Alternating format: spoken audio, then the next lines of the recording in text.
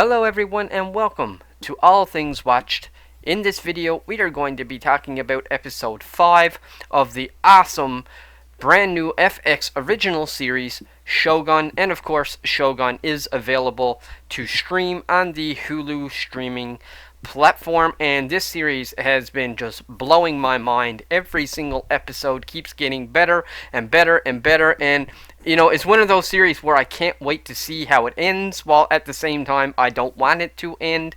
So, whenever a series has that kind of impact on you, you just know that it is a great series. And episode 5 is titled Broken to the Fist, and we're going to go right ahead and jump right in. This episode opens up with a very big revelation, which is, of course, one, Taranga ends up finally actually returning, but he has someone with him, which is, of course, Buntero. And Buntero, for if you're not 100% sure who that is actually Mariko's husband, which shows that he absolutely did survive. And if you can remember back in our previous review and also in the previous episode, we learned that Mariko had actually slept with Blackthorn. So this now is going to cause a lot of chaos, or potentially cause a lot of chaos in the future. I'd be very curious to see how it goes. And something else that's really funny that ends up happening in this episode as well is that not only does Buntero end up returning, but he's also ordered to stay in Blackthorn's quarters. He has to live with Blackthorn because Taranga or Yoshi wants Mariko to continue translating and observing Blackthorn, because he wants to know as much as he can about Blackthorn. He wants to know what he's doing, what he's saying, how he's acting. He wants to know everything about him. And so he ordered Mariko to live with Blackthorn, and of course Fuji as well. But now, of course, Buntero must live there as well because he's married to Mariko. So what a crazy turn of events. What a great way to open the episode. So then the next scene then we get, of course, as the episode progresses, is we now come back to Osaka, which is, of course, where Ishido and whatnot is residing. Or actually, I don't know if he's actually in Osaka, but he goes wherever Ishido is, that's where it goes. And we see him talking to the council and some of the members of the council. And now that I'm actually looking at this, the guy on the left kind of looks like the Watcher from Marvel. Just from this one screenshot, it's almost like it's the Watcher, in the multiverse saga. Anyways, I'm just being silly.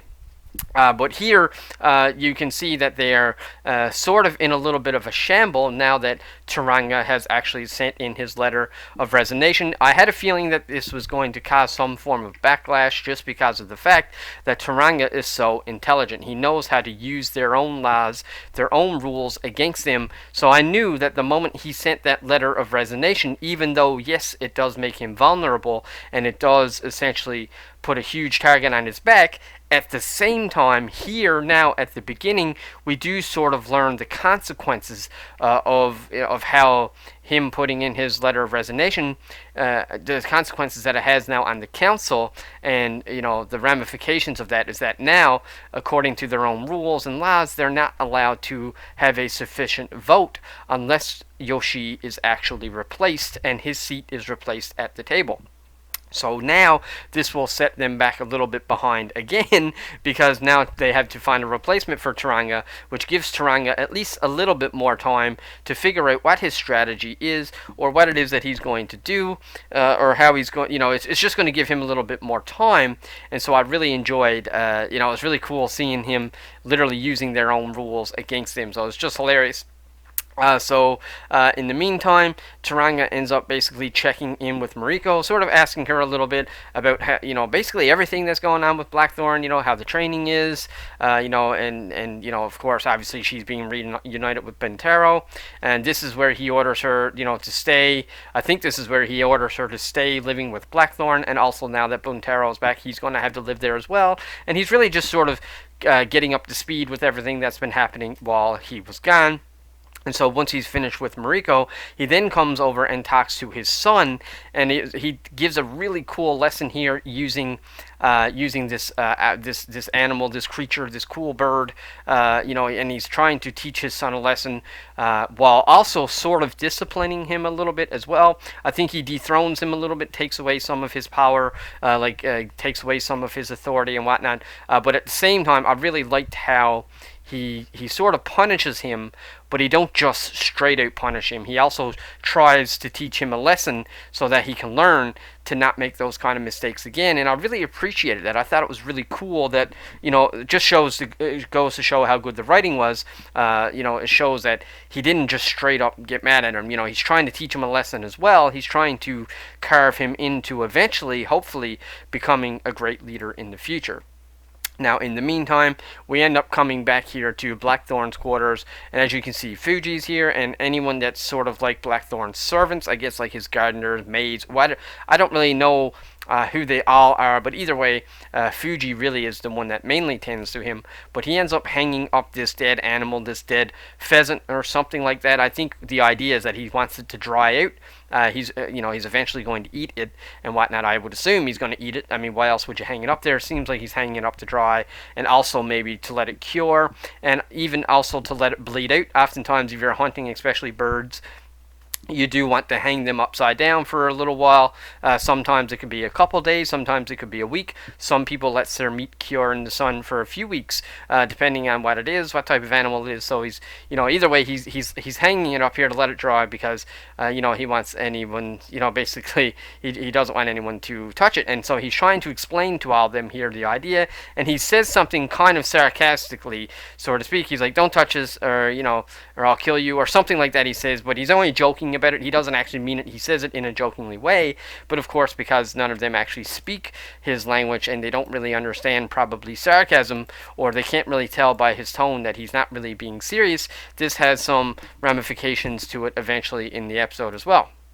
And so here you see Taranga, and he actually ends up sort of confronting Kashigi, basically saying to him, as you can see in the translation, in the subtitles, he actually says, "and continue playing both sides." So it's almost like he's sort of calling him out here, saying, hey, maybe you're the one that's the traitor, you're just playing both sides because you're trying to survive, and it seems like you'll probably pick whatever side wins, so to speak. And he really calls him out here, but I do think Taranga is right. I do think Kashigi is playing both sides, but at the same time, a part of me still thinks that Kashigi is probably a little bit more loyal to Taranga, but I don't really know. He's so flip-floppy, he's so back and forth that I don't really know. Maybe he will just automatically side with Ishido, but I just feel like at this point Ishido would just kill him anyway, so I don't really know.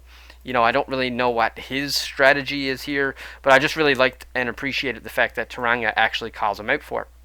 And so they keep cutting back here to the pheasant that Blackthorn has hung up there. There is, of course, a reason why they keep cutting back to this, and of course it is eventually because there will be consequences for somebody. Somebody's basically going to end up getting killed over this pheasant, which we'll learn a little later in the episode.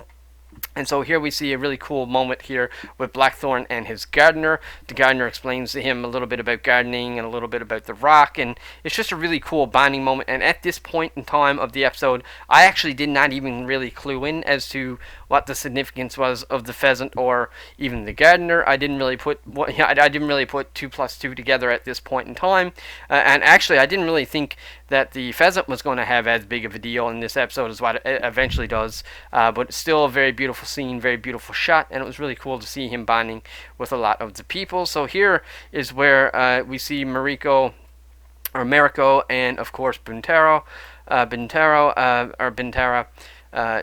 she basically comes in and says, hey, they've been ordered to actually live with them. They have to share quarters. And, there's not really anything that Blackthorn can really say or do, so he kind of just has to live with it, But Mariko is really just confronting him and saying, hey, this is my husband, Bintaro, and we are now going to be residing with you, basically, whether you like it or not, so to speak. And so, of course, as the night continues and as the night goes on, there ends up being a lot of confrontation here between Blackthorn and Bintaro. Of course, Bintaro has always been sort of pretty, he's always been pretty aggressive towards Blackthorn to begin with, and so I think to some degree Blackthorn has sort of always had a problem with Buntaro, but a part of him being, I guess, English and European is that he really loves to drink, so to speak, and so they start getting drunk on sake, and of course he's offering it to Buntaro, and to some degree he's mocking him and asking him about legends and stories and whatnot, and it seems to me like Buntaro is kind of getting offended by it, and I think it's just because Buntaro hates the fact that he's a foreigner, hates the fact that he's, always, Blackthorn has always been referred to as a barbarian, and I just think that Buntaro hates the fact that, well, one, he hates the fact that Mariko has to keep tabs on him. I think he hates that she has to be close to him no matter what because of Taranga, not to mention the fact that he sort of had a little bit of hard feelings towards Taranga anyways because of the fact that Taranga and Mariko were very close. Now she's really close to the barbarian. And I think that he finds it very insulting that that Blackthorn is asking him all these questions about his fighting and warrior and stuff. And I just feel like he, from his perspective, is probably. I feel like he thinks that Blackthorn is very much dishonoring him, and he's just basically a disgrace to the culture. And I guess to some degree he kind of is. He is very much the black sheep here. But you get what I mean. So it was just really interesting to see that feud, but unfortunately that feud ends up escalating to the point where Buntaro actually ends up hitting Mariko, and of course he does this inside of John's quarters, and this of course obviously makes John very mad. So John actually goes out with his handguns and actually hunts down Buntaro and threatens to shoot him. And Buntaro, actually ends up speaking in Japanese and admits that he was wrong and actually apologizes to Blackthorn, even though Blackthorn can't really understand what he's saying because he doesn't speak Japanese. But he does, Buntaro does lay down his sword and he does apologize and say, "Hey, I'm sorry that I did this. I dishonored your house. I was unloyal to your house and whatnot," and he apologizes and basically it appears like he's sacrificing himself to John, and then John could act on it, and I think for a second John probably wants to act on it, but then he ends up looking around and he ends up reading, sort of reading the room, so to speak. He's very aware of his environment and his surroundings. He realizes he's not in England anymore, he's in Japan, and so he just sort of swallows his pride and lets it go. But I think that if he had been in England, it would have been a different story. I think if he wasn't stuck over in Japan, I think that I think that he would have I think that John probably would have put a bullet into Buntaro, or at the very least beat the crap out of him, but he just lets him go because, like I said, he's in Japan and he reads the room. And so then the next day, as you can see, the pheasant is still hung up here, and and obviously it's probably causing a lot of stench, a lot of stink. Not to mention the fact that the Japanese are probably not used to seeing this type of thing. They're not used to having, just dead pheasants hanging around the house. And as you can see, villagers are starting to whisper that there's a tatarigami in your house. I'm not really sure what that word means, but I would assume that it's something negative, probably kind of like saying, like, there's something dead in your house, or there's something smelly or stinky or dishonorable or disrespectful. I'm sure it's something along that lines.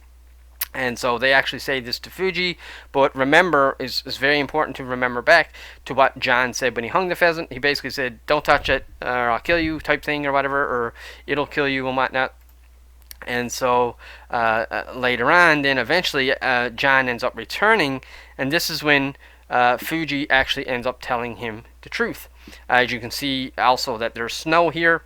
When John first got here, if you can remember in the previous episode, they told him he was going to have just at least a minimal stay here for 6 months of training to try to get that section of the military, that section of the samurai, or whatever they are, their military, their special ops, so to speak. He's supposed to train them for 6 months. So that's why you can see the snow there, is because this is probably getting close to the end of that 6 months and whatnot. And so John is returning, and as you can see, Fuji is outside waiting for him and whatnot. And I think he ends up asking her or something what happened to the gardener, or either that he either asks her or she's just there automatically, just there to tell him that the gardener was killed or whatever. But we learned that the reason why the gardener was killed was because of what John said, even though he said it in a sarcastically way. He said, don't touch the pheasant or you'll be killed, or I'll kill you, or something like that. But he only meant it in a jokingly way. And of course, when he returns, or when one day he ends up coming home, and Fuji tells him that the gardener has been killed because of what he said and because of his wishes, because he said, "Don't touch it or I'll kill you." And of course, Fuji. One thing that I really did like about this scene was that Fuji really steps up. You really see once again her character shining, and her, to some degree, her humbleness, because she sort of takes responsibility for it. She's like, "Oh, sorry, my lord, this was my fault. But you said that anyone that touches it or takes it down would be killed." And so she basically says, that I acted on your will, but she still sort of, to some degree, takes responsibility for it. Of course, this is enough then to sort of drive John over the edge. It's just a combination of a lot of things, I think, that's really getting to John. John has been wanting out of Japan for quite some time now, and now that he is starting to get a little bit of freedom, he is getting a little bit of, he is getting antsy, I think, not to mention the fact that he knows that there's likely a war coming very soon, and, this is probably not a war he wants to be in. He probably also thinks that this is not a war that he would survive. Pretty well everybody in Japan hates him, and war will be a great excuse for them to kill him. And so after this happens, of course, he ends up confronting Taranga, and he basically straight up says, "Hey, my gardener was killed all because I said something sarcastically. I did not actually want him to be killed." And he basically asked Taranga to let him go, to be released. He's like, "Hey, man, just let me go. I want out. I don't understand this culture. I don't like your culture, and I don't agree with how things are here. So please just let me go. I've done everything you asked. I trained your army and whatnot." And then, of course, Mariko ends up intervening and tells him and explains to him a little bit more about the culture, and explains to him how the gardener being killed was actually a good thing, even though technically it wasn't. But she does explain how it was a true testament of loyalty and the way that their rules are. What this does is that it proves that Fuji really listened and was really loyal to him, because she ordered him to be killed because of what he said sarcastically. But I just really liked how Mariko sort of stepped in here, because she is the translator too. So I really liked how she really explains to him how, even though it's a horrific act, even though it was really bad that the gardener died, it was done in honor. The end result was actually a good thing. It was a bad act that was done, for good reason. It was done because he gave that order, and and she followed it. So it really shows it's really a testament of Fuji's loyalty to John and to Blackthorn. And so I really liked how they had Mariko sort of clarify that, and it was really cool, how she intervened and explained it. Even though, once again, he doesn't really agree with the culture, John just wants out, right? I mean, he's been wanting out since the first episode, so it was really cool. But it was really cool to see that little interaction. Now, in the meantime, once again, if you can remember, I think it was in the previous episode when John, for the first time, experiences an earthquake down in Japan. Well, now, lo and behold, another earthquake happens, which causes a massive landslide. And as you can see, the landslide here just looks like one big pile of dirt. It turns out that Taranga himself was actually buried, but Blackthorn knows that if Taranga dies, it's game over for him, because he knows that Taranga is the only ally that he has, and is the only ally that's really keeping him alive. So he works really hard with Mariko to try to save Yoshi, and he does. He ends up finding him, digs him up, and Yoshi actually makes a comment here. He actually says, "Saved by the barbarian again. The barbarian saved my life once again," or something like that. He says so, and then of course they're not able to find Yoshi's swords, and of course it would be really. It would be really against their custom to see their leader or their lord be walking around without swords. So Blackthorn ends up handing his samurai sword over to Yoshi, so that when he comes up and crawls up, it will not look like a sign of weakness. He'll have his swords, he'll have his samurai swords, and it's just really cool, once again, showing, seeing Blackthorn tack up for Yoshi and help Taranga, and also save his reputation while also saving his life. And I think that Taranga is finally starting to realize that, John is a very loyal man and has really done nothing but good for him and his army and whatnot. So it was just a really cool interaction. But then I think my favorite part of this whole episode is what happens next.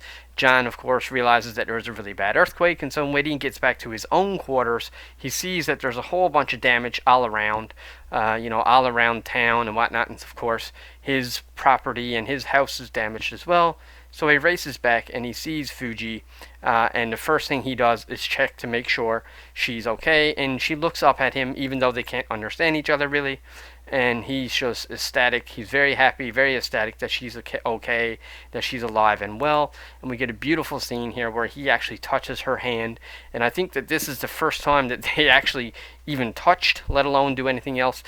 This is probably the first time he actually even touched her.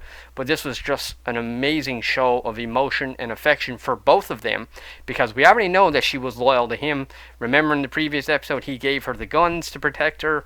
She pulled the gun on the samurai to protect him. So really cool stuff. And now he's actually touching her to show, hey, I'm really happy that you're okay. He's trying to comfort her, but also showing her affection, saying that he's really happy that she's okay. And I love that scene. It's probably my favorite scene of the whole series so far, actually, is seeing their relationship develop. And then, of course, another beautiful scene, he goes out and picks up the rock, which is like a part of the garden, which, of course, you remember earlier in the episode, the gardener, when he's speaking to the gardener sort of explains to him the significance of the rock and sort of like the foundation of the garden and whatnot. And so he picks that up. And it was just honestly, it's just overall, it was just such a beautiful, I don't know, it's just such a beautiful little, just a beautiful little scene where you see John, he's really battling, he's really struggling emotionally. And I think this is the first time we actually see him in a very vulnerable state, because he's been in life-threatening states before, but I don't think he's ever been as vulnerable as what he was in this episode. Because even when his life used to be at risk and on the line, he used to be very vulgar, and he used to still sort of curse and make fun of the Japanese culture, and he was very vulgar and very loud. Whereas here, for the first time ever, he was actually worried, but he wasn't worried for himself. He was worried for, Fuji. He was worried for Taranga, and he was worried for the gardener, or he had empathy and he had a lot of compassion for the garden. And so it was the first time I think we've really seen this side to John, and it was just such a beautiful thing to see, really. And so then for the very final sequence, then we see Ishido, and he's here with this woman, and I believe her name was Ochiba no Kata, I believe is her name, Ochiba, and I think that this is actually the person that Taranga had held captive, at the very beginning of the series, when he finally let her go and let her return to Ishido. Well, it seems like just from this ending sequence and this ending scene, it really seems like she's going to end up being the one that's sort of ruling the roost, so to speak. It seems like she controls Ishido a little bit, sort of telling him what to do, and it seems like he actually listens to her.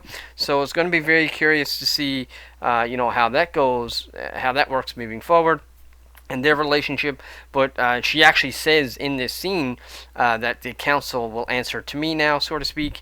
And and as you can see even here in the translation, she says, putting pressure on Taranga. She tells him that the time of politics is over and that they need to start attacking, basically, and start putting pressure on Taranga right away. Seems like she wants, everybody wants Taranga to just go away now at this point. And of course, they also want to kill the barbarian. They're really just looking for a hostile takeover, basically, and that's essentially.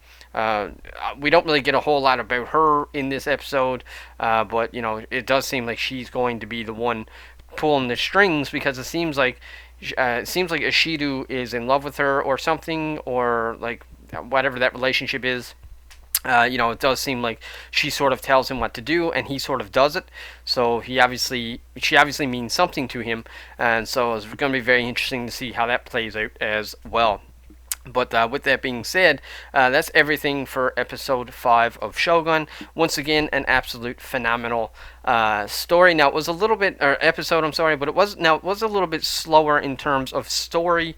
This last sequence here with Ishido and Ochiba really is really the only bit of actual story development that you really get. You didn't really get much with, you didn't really get much with training exercises or anything like that. So in terms of the actual overall story, the only thing significant really is that we learned that Ochiba is here now with Ishido, and she's sort of pulling all the strings, and she seems to be like the higher rank, or at least manipulating the higher rank.